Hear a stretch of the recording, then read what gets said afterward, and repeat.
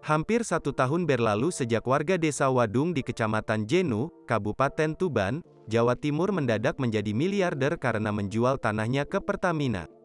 Tanah mereka kini sudah menjadi bagian dari kilang minyak Tuban milik Pertamina Rosneft.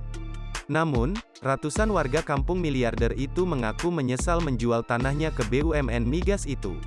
Mereka bahkan berunjuk rasa di kantor PT Pertamina Grassroots Refinery Tuban, Senin, tanggal 24 Januari tahun 2022.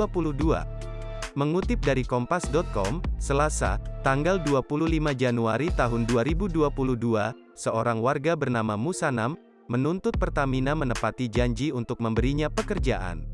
Lantaran setelah tak punya lahan bertani, ia harus menjual ternak sapinya untuk bertahan hidup.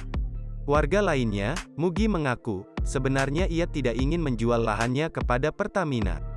Namun ia terus dibujuk agar mau menjual, bahkan saat sedang bekerja di kebunnya.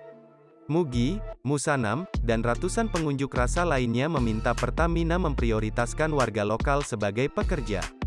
Seperti yang dulu dijanjikan perusahaan, Pertamina kini mensyaratkan pekerja dari warga lokal harus di bawah usia 50 tahun. Padahal dulu tidak dijelaskan ada syarat seperti itu.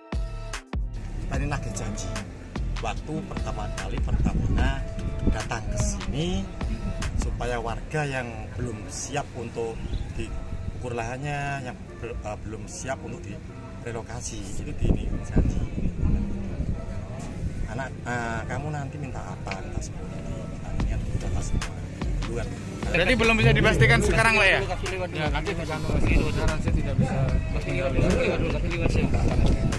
nanti ya.